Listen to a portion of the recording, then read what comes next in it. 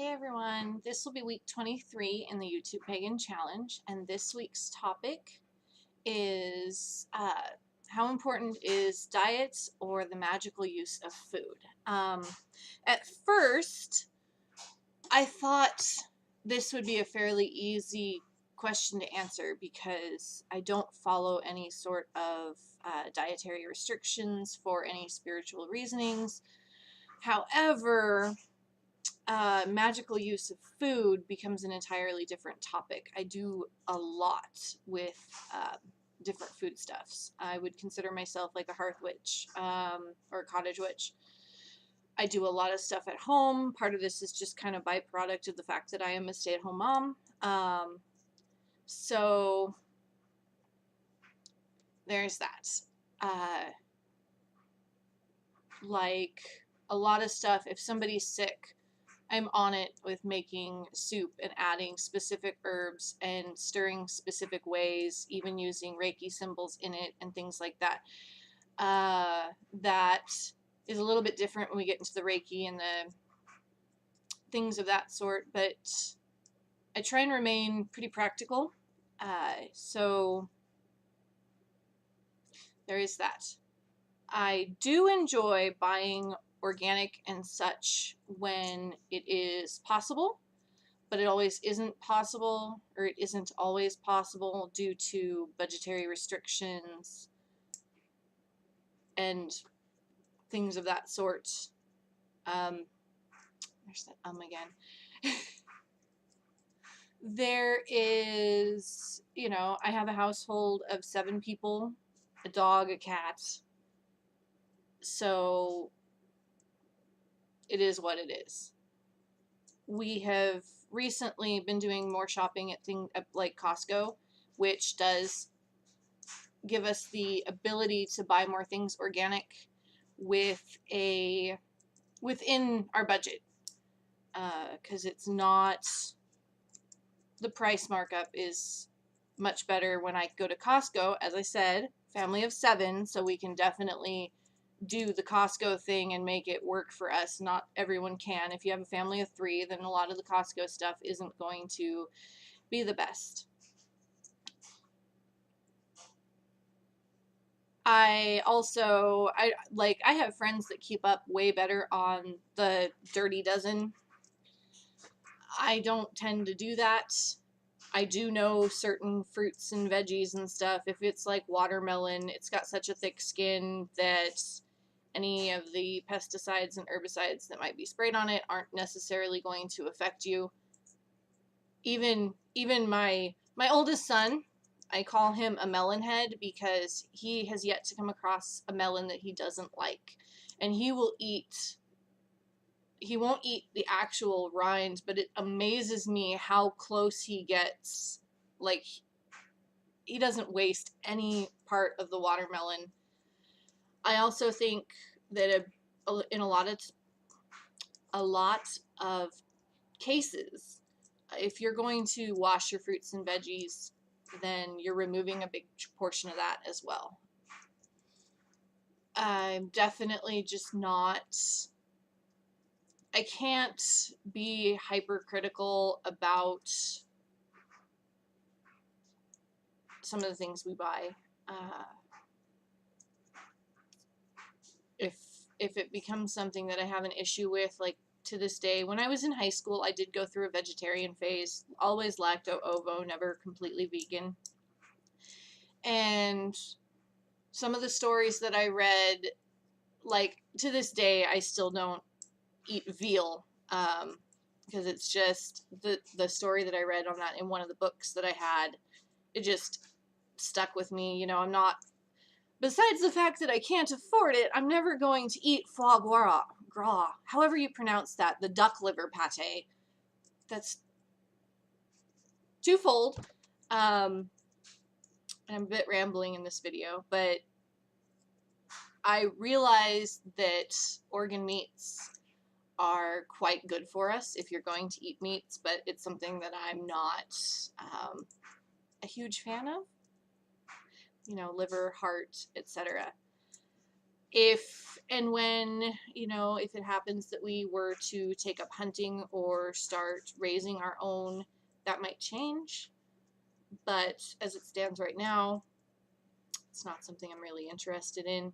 I do want to get some chickens and have eggs, and then possibly as a side effect of that, we may look into some of the slaughter stuff for chickens as they get older. But right now my focus is I would like to get chickens and I would like to keep bees. Part of that is trying to, I would also like to get a garden working better, and so far it just hasn't been that big of a thing. It's not a huge thing on my priority list, although we definitely have the space for it.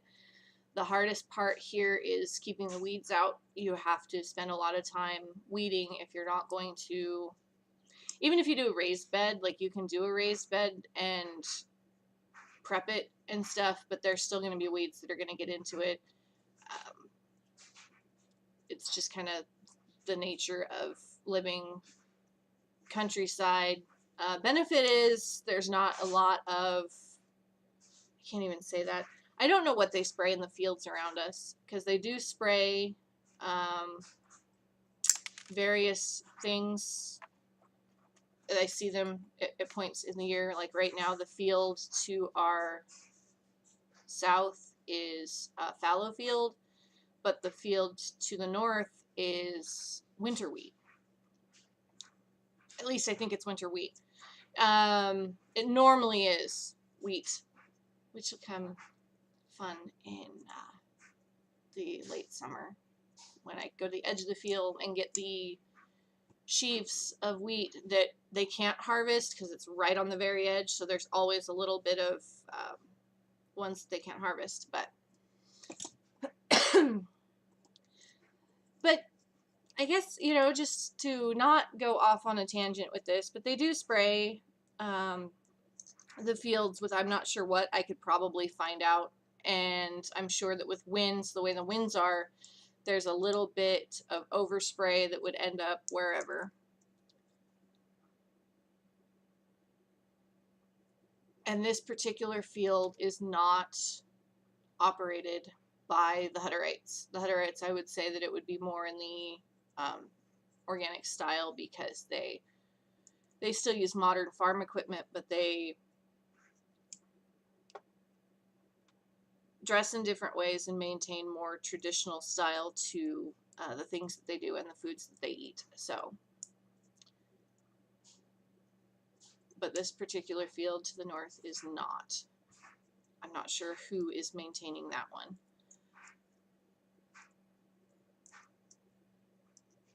But yeah, again, like I said, this is a bit rambly.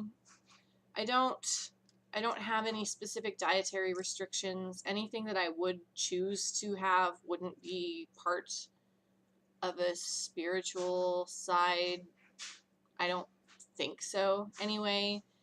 Because that was a big thing for me when I fell out with my upbringing, so to speak, because it was really only a couple of years, but going to a Lutheran private school and a Lutheran church at the time, like, I always thought in my head dietary restrictions that were mandated by some higher power. If you choose to do that for your own spiritual practice, that's totally cool. But to say that so-and-so said, it's an entirely different thing altogether. But a lot of other religions have mandated that it is because a higher power has said that these things, like, no shellfish, no pork, right? For those types of things. I always had an issue with that, with the what you should eat and how you should dress. I always felt that whatever higher power would be out there had other things to consider besides what you should eat and how you should dress. If those are going to be an issue. Solve the crisis of number one, because when everyone has all of their needs met for what they can eat and have a healthy diet available to them, then you can start to say that, oh, don't have this particular item. That was just my opinion as a 7-year-old kid. Okay. I kind of stick to some of that, but that was my opinion as a 7-year-old. It's like, there's hunger in the world. Why would you tell people that they can't have a food that is perfectly fine and would help them live? So, therefore, it has kind of carried over. I'm not a big fan of the mandated restrictions. Ethically, if you have issues with the treatment of animals, or certainly how we maintain the industrialized meat industry, it's ridiculous. I can't really afford to have a say so much in that matter. I can certainly try and shift things to go in a more peaceful manner, I suppose, but I don't feel like I would have the ability to actually maintain a balanced and nutritious diet without partaking in some of the commercialized stuff.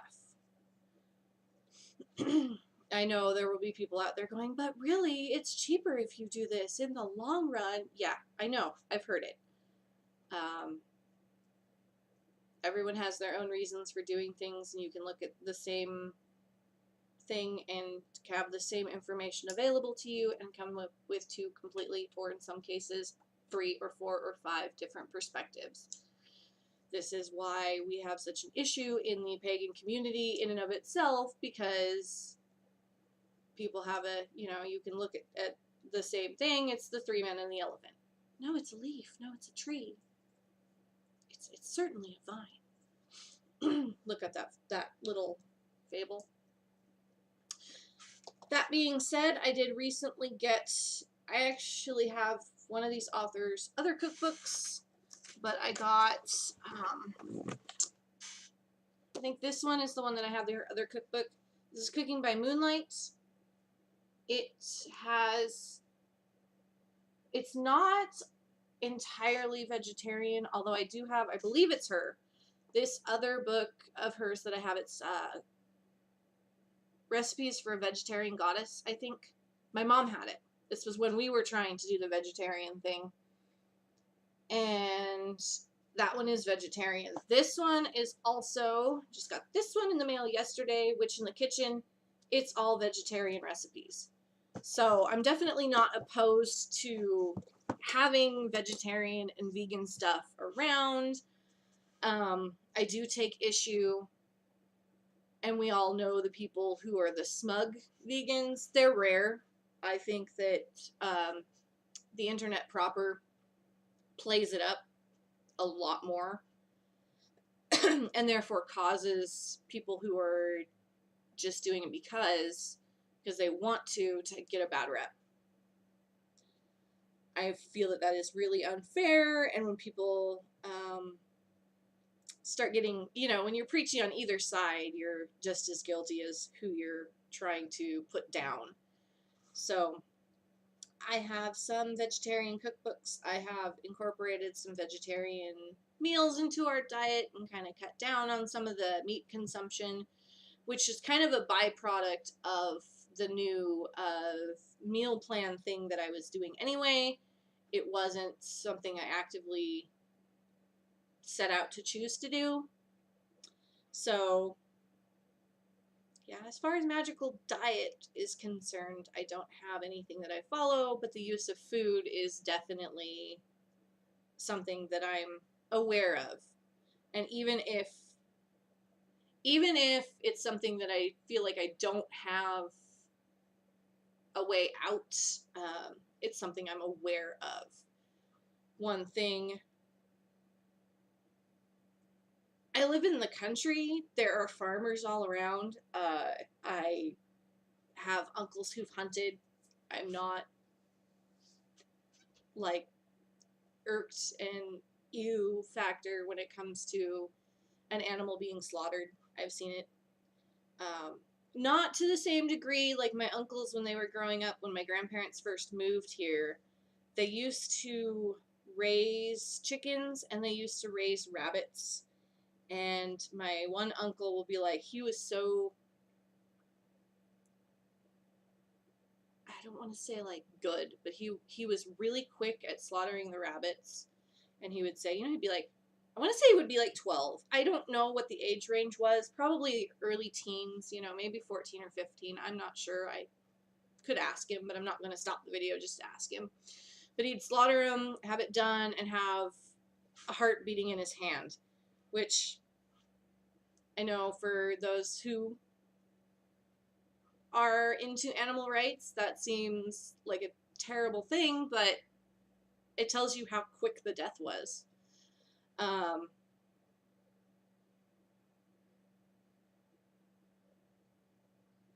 I've seen, you know, deer in numerous ways. One of the things we do get a lot, because being in the country, you get a lot of roadkill. So you'll see a deer at the side of the road or a porcupine or whatnot.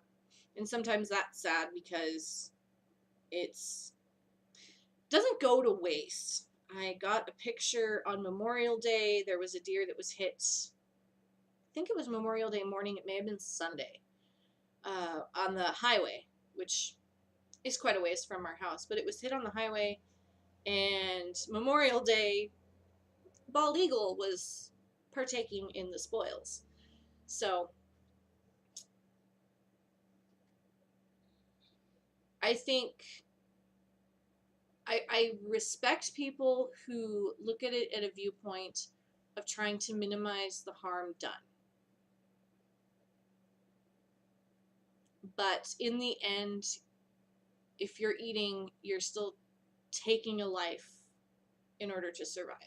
Even if you're fruitarian, there's stuff on the skin, you know, you take a shower, you've killed so many bacteria. It's not, you are still taking life in order to live. It is kind of the balance of things. Anyway, my opinions, I've rambled on for nearly 20 minutes, so I'm gonna go. Thankfully, the beagle did not whine. I think he's puttered out.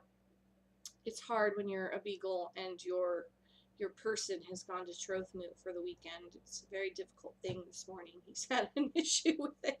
If you're a beagle with separation anxiety, it's a hard thing in life. So even though I'm home, he's like, where is my person? And sadly, there is still no minion. He got out April 26th, and he has not been back. Generally, it was never an issue, but that particular night, it was. So, I'm down a dog. That'll be it.